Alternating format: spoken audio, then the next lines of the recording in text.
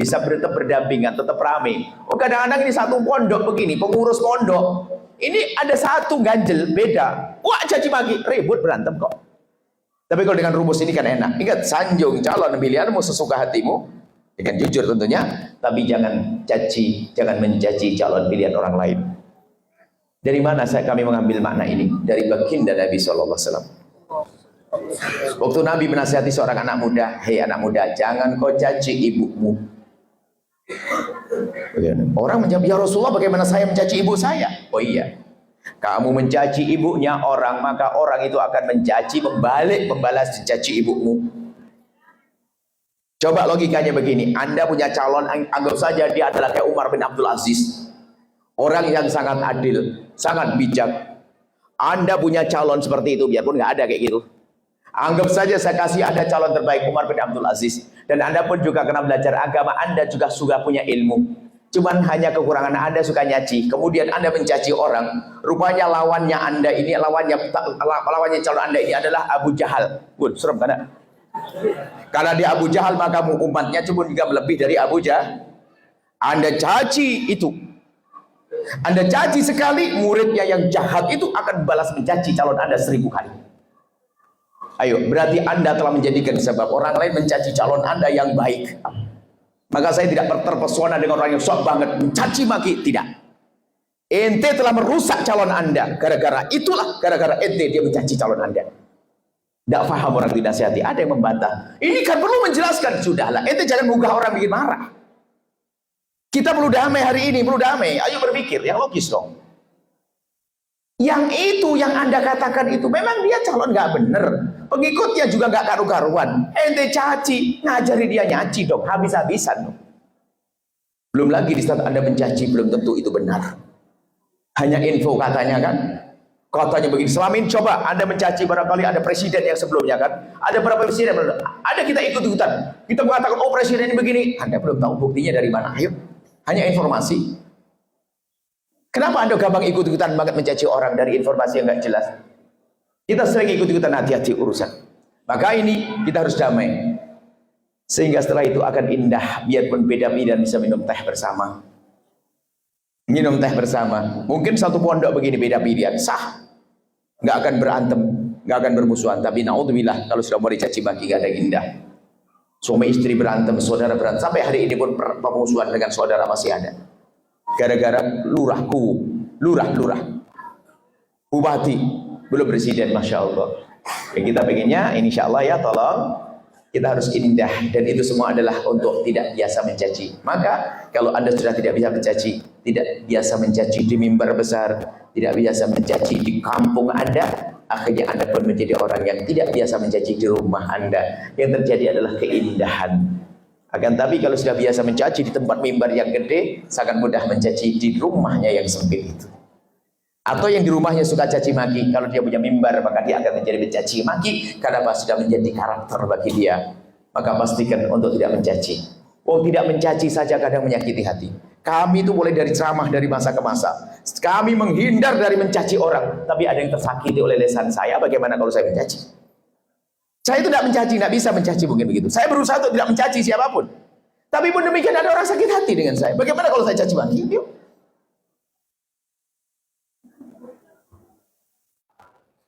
Calonmu bukan malaikat, hei hamba Allah. Calonmu juga punya kesalahan, faham enggak? Biar faham biasa. Enggak usah sok deh. Saya menjadikan calonnya malaikat. Tidak perlu seperti itu. Tidak usah. Jangan bikin calon Anda. Saya menduga calon Anda memang baik seperti yang Anda sampaikan. Akan tapi bukan malaikat juga. Dia bakal dicari kesalahannya juga bisa oleh orang lain. Maka jangan kau gugah orang lain untuk mencari kekurangan pasangan calonmu yang pasti ada. Jangan gugah orang lain. Tapi masya Allah yang gayanya sok berustad nih. Wah ini harus. Ini kalau tidak begini nggak tahu kebusukan orang. Nggak perlu ya Ustadz. Dia lebih serem lagi bisa buat fitnah, ya enggak? Di samping fitnah menjebak agar melakukan kejahatan, lalu setelah diekspos, kan bisa jadi macam-macam. Naudzubillah. Akan tapi tidak ada seindah menjauhkan diri dari cacian. Nabi mengatakan al-muslim wal mu'min laysa bisyattam wala sabbab wala la'an. Orang muslim bukan biasa mencaci dan mengolok. Yang mengatasnamakan agama, yang atas namakan kelompok terbaik. Kalau Anda masih mencaci maki, Anda telah merusak kelompok Anda. Anda merusak calon Anda. Saya gemes dengan orang-orang itu. Wah, sok banget dia. Wah, nggak tahu mungkin bajunya lebih gede dari baju saya. Jubahnya mungkin lebih gede dari jubah ini. Imamahnya lebih gede dari mana ini. Tapi mulutnya tajam, tidak begitu. Ketahuilah dakwah tidak semacam itu. Justru kami rindu bahasanya. Kalau Anda mengajukan calon yang benar dan baik dengan akhlak mulia Anda, mereka terpesona. Mereka terpesona. Sehingga apa? Oh, baik banget dia itu. Akhirnya pengen mendekat kepada Anda untuk mendekat kepada pimpinan Anda. Ini saja insya Allah ya. Ingat, jangan caci siapapun. Jangan. Sanjung calon pilihanmu sesuka hatimu, tapi jangan mencaci calon pilihan orang lain. Baik, ini saja. Semoga ini tahun damai buat kita semuanya. Ya, nggak dengar silakan dengar. Pasti orang aneh itu. Masa tidak suka? Anda pun senang dengan begini kan? Anda senang kalau tidak dicaci sama orang. Baik, ini saja. Cukup? Ada tanya jawab? Tanya, bismillah. Silakan. 1-2 pertanyaan biar lebih dekat di antara kita. Terima kasih atas pembicaraan malam hari ini. Saya silakan kepada para jamaah 2 orang saja yang menutup pada hari ini. Jadi boleh kepada 2 ya, sudah sama pada Binjung pakai panggilan itu. Oh baik, 1 bapak, 1 ibu ya, bagi sini. Oke, sana ada 1 orang ya. Bismillahirrahmanirrahim. Assalamualaikum warahmatullahi wabarakatuh. Assalamualaikum. Saya Nasir. 1 pertanyaan Pak ya, bagi sini. Yang ingin saya tanyakan, kita sehari-hari tidak lepas dari dengan HP ini. Terkadang HP ini menjadikan maksiat, menjadikan dari Allah, dan terkadang dengan HP ini menjadikan kita dari Allah. Nah, bagaimana sikap Anda dengan HP ini agar senantiasa kita bisa istiqomah untuk menjaga dan tidak terjerumus dari hal-hal yang kita tidak inginkan. Contohnya, mungkin kita selalu membuka karena ada aplikasi yang lewat. Nah, itu ada pandangan yang tidak yang menyenangkan, itu terpandang. Itu bagaimana Ustaz? Sekarang kita tidak merasa scroll terbayar dengan apa yang kita pandang itu. Nah, untuk itu bagaimana kita mensikapi handphone tersebut? Baik, Masya Allah. Permasalahan bukan saja di handphone saja. Kalau sudah mental kotor, dia akan mencari. Apalagi sekarang dihantarkan ke handphone kita. Makanya kalau bicara teknologi, ibaratnya begini. Hari ini gini loh, sederhana. Kalau sudah terjadi banjir, bukan waktunya Anda membuat bendungan. Tinggal membuat aliran-aliran air biar segera reda. Hari ini Anda akan melarang orang pakai handphone, kiamat. Tapi yang paling benar adalah gimana cara menggunakan handphone yang benar, termasuk nasihat yang kami sampaikan hari ini untuk pelan-pelan. Kalau ternyata Anda melihat sesuatu, tinggal belajar istighfar, tutup astagfirullahaladzim, la ilallah. Kalau perlu, kalau saya ngelihat kok sampai manteng 100.000, kita cambuk diri kita sendiri. Harus belajar, kita perlu.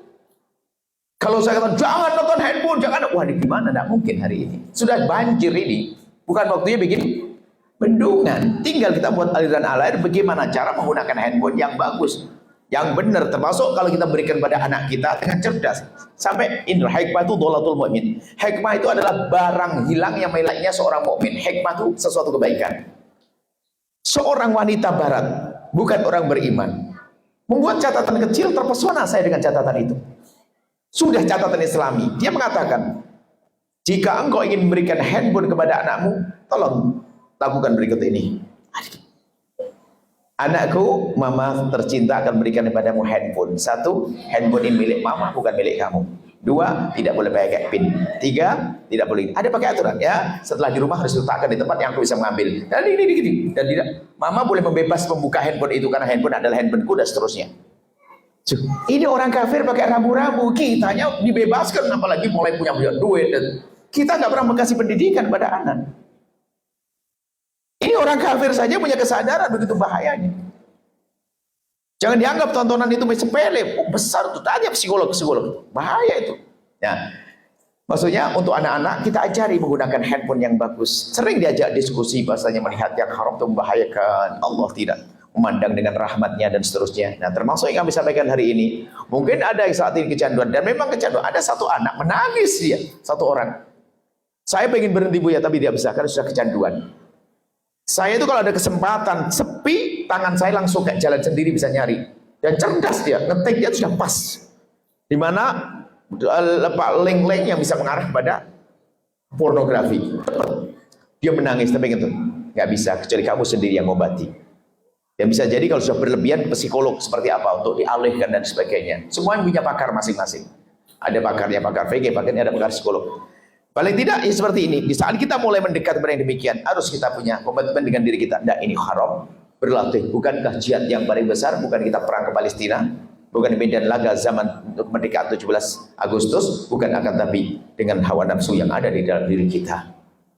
Jihad yang paling berat. Perlu latih dong. Kalau pengen jadi kekasih Allah begitu. Jadi menjadi kekasih Allah itu jihad. Anda pernah dengar dulu ada orang puasa nggak makan daging? Puasa nggak makan daging putih dong. Terus apa lagi? Puasa ini pokoknya. Puasa sambil dengan yang lainnya. Itu zaman itu. Sekarang hari ini, kalau Anda pengen tirakat merangi hawa nafsu, cukup Anda itu tadi. Saya puasa enggak nonton sinetron. Yang aneh-aneh, saya puasa begini. Jadi bukan tetap makannya nasi putih sama sate, tetap nggak ada masalah. Makannya nasi putih nggak mau sate, tapi yang ditonton nggak karu-karuan. Ini mau dia. Katanya pengen merangi hawa nafsu, tapi nuruti hawa nafsu dengannya. Baik, jadi seperti yang ditanyakan, semuanya harus berusaha. Nggak mungkin berhenti atau kita tutup haram, nggak boleh dan sebagainya. Memang pada dasarnya hal yang mubah, tinggal bagaimana kita cara menggunakannya, diedukasi perlahan demi perlahan. Seperti yang kami sampaikan hari ini. Naudzubillah, Anda harus tahu Anda dilihat oleh Allah. Jangan sampai tiba-tiba nur iman di hati kita dicabut sehingga keimanan pun tidak membuahkan apapun pada anggota tubuh kita, sehingga dikatakan gelap. Tapi dikatakan dalam riwayat, kalau orang menjaga dari yang haram akan menyala hatinya. Melihat yang haram menyala hatinya. Kalau menyala hatinya mudah melihat kebenaran, sehingga mudah diajari, mudah diingatkan. Tapi kalau sudah keras hatinya gara-gara sering pandangan yang kotor, naudzubillah, tidak bisa mendapatkan hidayah. Itu saja harus kita belajar perlahan demi perlahan. Biarpun mohon maaf tidak ada yang nggak boleh, nggak ada orang yang bisa langsung 100%. Ada yang perlahan, paling tidak harus saya kurangi. Paling tidak astagfirullah, saya istighfar. Setiap saya melihat harus tak istighfar 21 kali. Astagfirullah. Terus begitu akhirnya dia sibuk dengan itu semuanya, perlahan akan terkurangi sampai tak perlu lagi melihat. Perlu proses. Dan harus kita ajarkan ilmu ini. Kalau tidak bablas orang. Sudah menjadi hobi biasa. Bahkan mungkin seorang anak nonton sama ayahnya biasa. Ada di kejadian, anak sama nonton sama ayah biasa. Gimana ini? Karena sudah rusak. Semoga Allah menjaga kita semua. Allah alam bisawab. Baik. Silakan satu dari ibu di atas. Ya, sudah pegang mic-nya ya ibu. Sudah. Kita pegang mic. Mic-nya tadi ada. Sudah ada mic tadi. Tolong diangkat saja.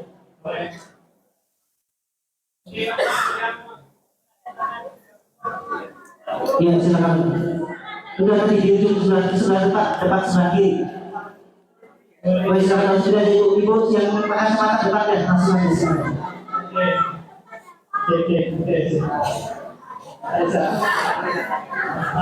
Ya, silakan ibu langsung aja. Langsung aja. Oh, oke, silakan langsung dulu.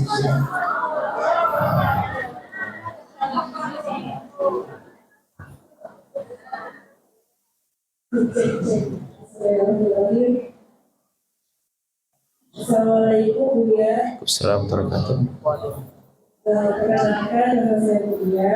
Terima kasih atas kajiannya pada malam hari ini. Benar-benar sangat-sangat mengantar diri saya sekali.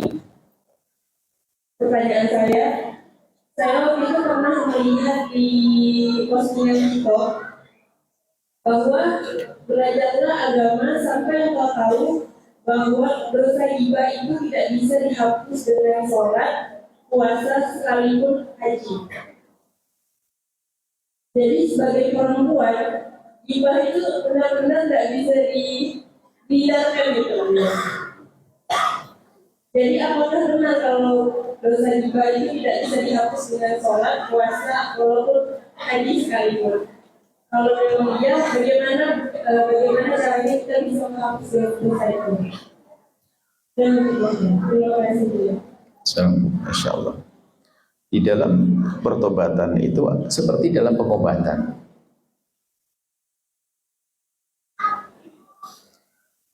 Goreng itu bukan obatnya Panadol. Masing-masing ada obatnya masing-masing.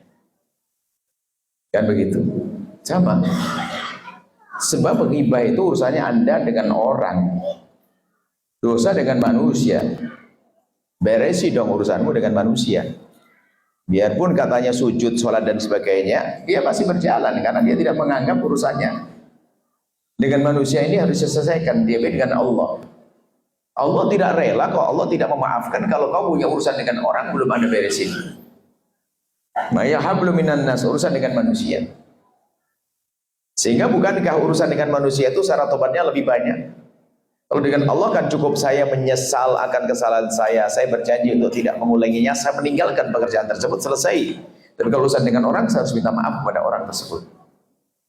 Lah kalau belum minta maaf ya belum ketemu obatnya dong. Belum ketemu obatnya, maka hati-hati. Menggunjing itu serem banget, benjing itu godanya. Dosa besar yang kadang tidak dicermati adalah menggunjing. Ada pelacuran, perzinahan, diuber-uber. Ada mau berjudi, diuber-uber. Tapi mana ada orang nguber bawa menggunjing? Padahal dosanya nggak kalah gede. Bahkan begitu dahsyatnya di mimbar pun bisa gunjing. Tahu enggak kamu Ustaz yang gigi? Masuk. Gak gisangin. Siapa Ustaz gini-gini? Masuk langsung ketawa. Gini ketawa. Loh ini kan gunjing halus. Gunjing bisa di atas mimbar. Hati-hati, makanya bahaya. Naudzubillah, jangan berani ngomongin kejelekan siapapun. Akan tapi bukankah Allah Maha Kasih?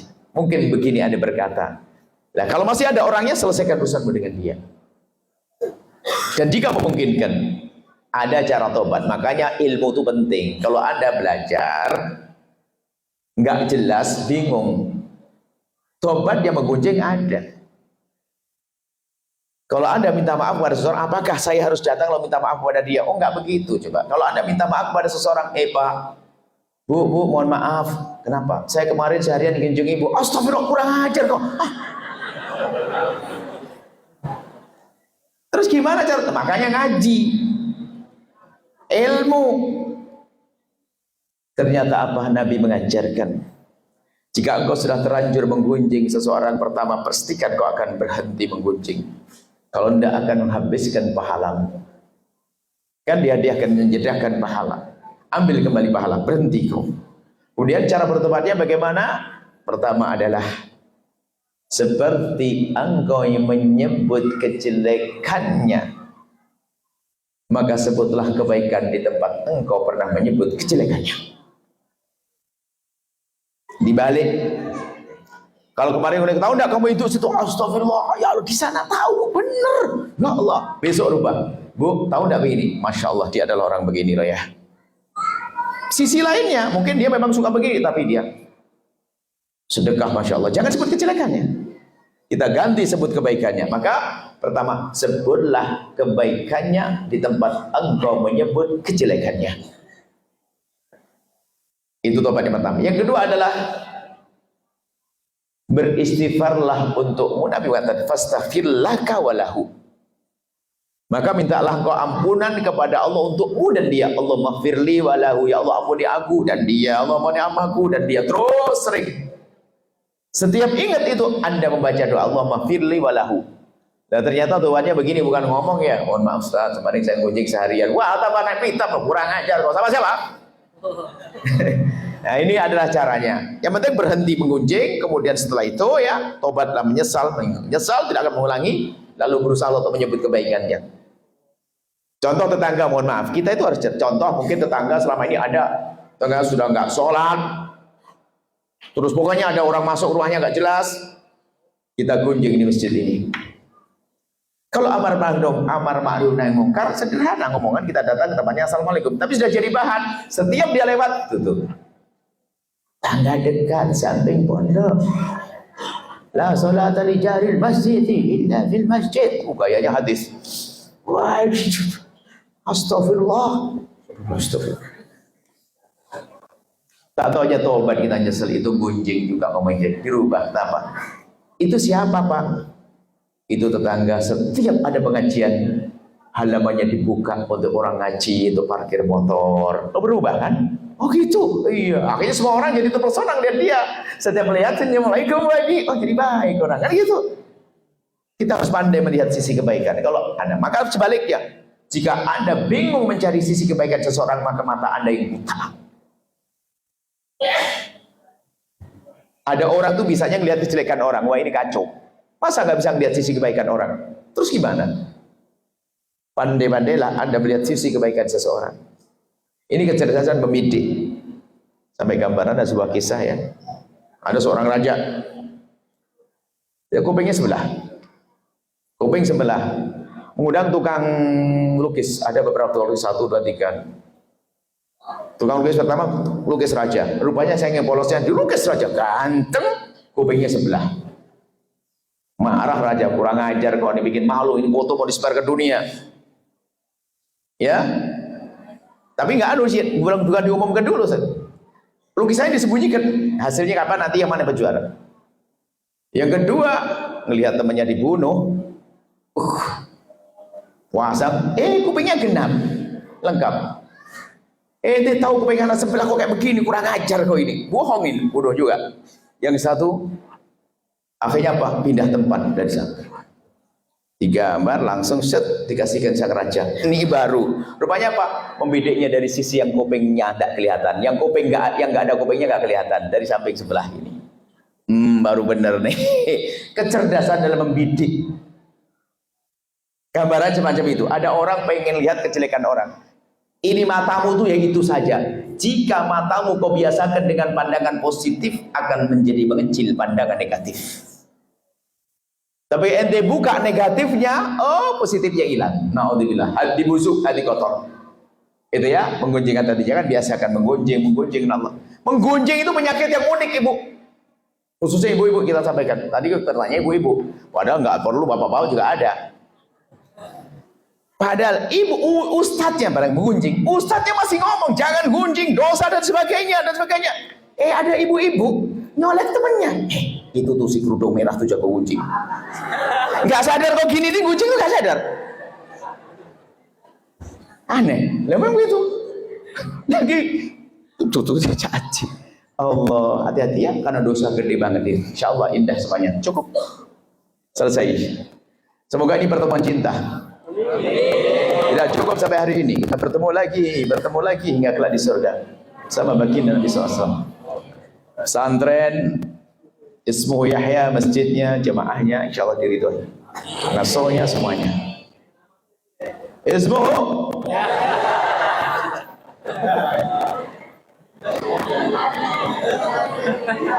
Inna nubasyuka rabbi wala manis. Inni nubasyiruka, aku beri kabar gembira kepada kalian semuanya. Biulamin, dengan seorang laki-laki yang ismuhu namanya Nabi itu. Semoga kita mendapatkan ini bisa jadi bisyarah juga ini. Kebetulan namanya sama ismuhu. Selesai. Baik. Bismillah, alhamdulillah, amin. Allahumma salli ala habibina Sayyidina Muhammad wa ala Sayyidina Muhammad. Allahumma ya Allah ya Rahman ya Rahim, pandang kami dengan kasih sayang dan cinta darimu ya Allah. Berikan kepada kami segala kebaikan di dunia dan di akhirat. Ya Allah, seperti Engkau bertemukan jasad kami, bertemukan hati kami dalam cinta karena-Mu ya Allah. Ya Allah, kami mohon ya Allah, tutup kekurangan pasangan kami, kekurangan saudara-saudari kami dari mata kami.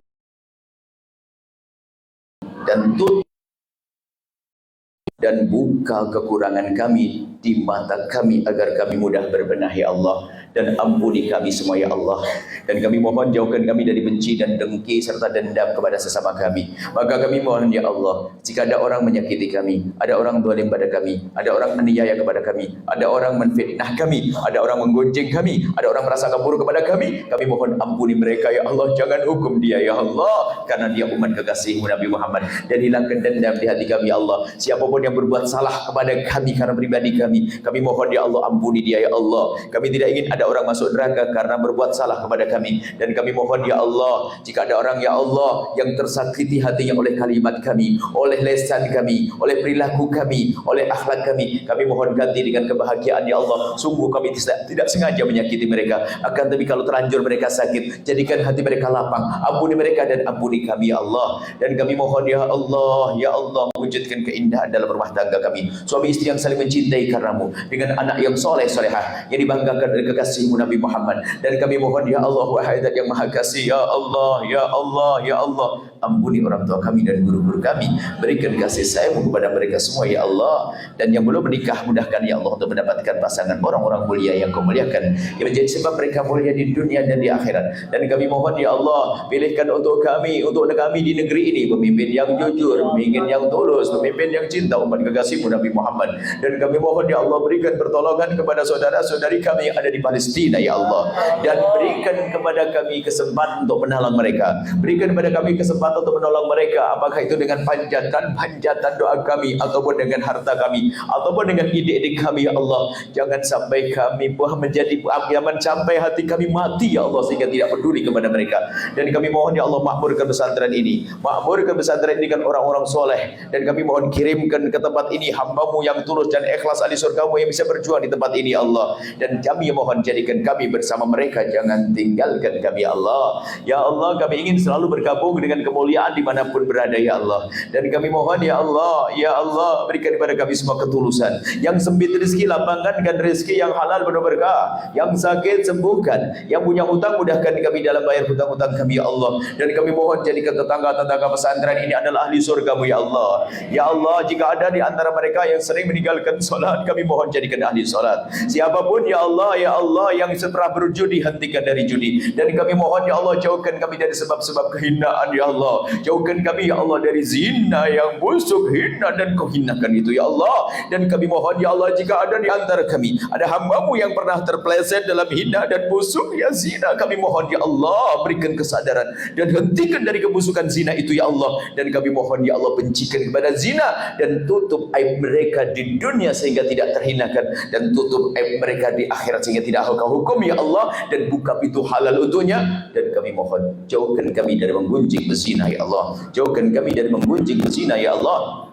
Dan kami mohon ya Allah, jaga mata kami dari melihat yang haram, jaga mata kami dari melihat yang haram, jaga mata kami dari melihat yang haram ya Allah. Sungguh ya Allah, jika Engkau ingin menghancurkan mata kami karena yang kami lihat sudah sangat cukup ya Allah, teramat banyak keharaman yang kami lihat, maka kami mohon jangan hancurkan mata kami, ampuni mata kami dan jaga mata kami ya Allah. Jauhkan kami dari melihat yang haram ya Allah. Sungguh tidak ada seorang hamba yang bisa meninggalkan keharaman kecuali karena pertolongan-Mu, maka berikan pertolongan kepada kami. Jauhkan mata kami dari melihat yang haram, jauhkan kami melampiaskan dari syahwat, jauhkan kami dari melampiaskan syahwat dalam yang haram. Jauhkan ya Allah syahwat kami dari yang haram ya Allah, dan buka pintu halal untuk kami, dan cukupkan kami dengan yang halal dari-Mu hingga kami tidak peduli, tidak ingin kepada yang haram. Dan kami mohon ya Allah, panjangkan umur kami dalam ketaatan serta sehat walafiat. Dan kami mohon ya Allah, jangan Kau jadikan ini pertemuan terakhir kami di dunia ini. Kami ingin masih bertemu di dunia hingga kelak di surga ya Allah, bersama kekasih-Mu Nabi Muhammad. Ya Allah, panjangkan umur kami dalam ketaatan serta sehat walafiat, dan berikan kepada kami semua husnul khatimah, mati dalam keadaan iman. Dan kami mohon ya Allah, jadikanlah ucapan kami di akhir hayat kami kelak saat Kau hendak mencabut nyawa kami. Kami ingin saat itu ya Allah, hati dan lidah kami mampu mengucapkan kalimat agung dan mulia, la ilaha illallah sayyidina Muhammad Rasulullah, la ilaha illallah sayyidina Muhammad Rasulullah, la ilaha illallah sayyidina Muhammad Rasulullah sallallahu alaihi wasallam. Rabbana atina fid dunya hasanah wa fil akhirati hasanah wa qina adzabannar. Wa sallallahu ala sayyidina Muhammadin wa ala alihi wa sahbihi wasallam. Walhamdulillahi rabbil alamin. Al-Fatihah.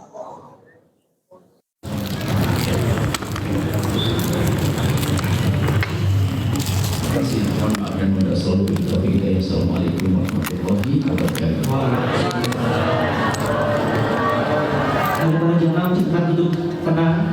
kita dapat duduk karena insya Allah sekarang masih ada yang akan dibuka pada para jemaah sekalian. Mohon maaf, Mohon izin untuk memberi jalan untuk beliau ya, dan tetap duduk, bapak-bapak, tetap duduk tertenang ya.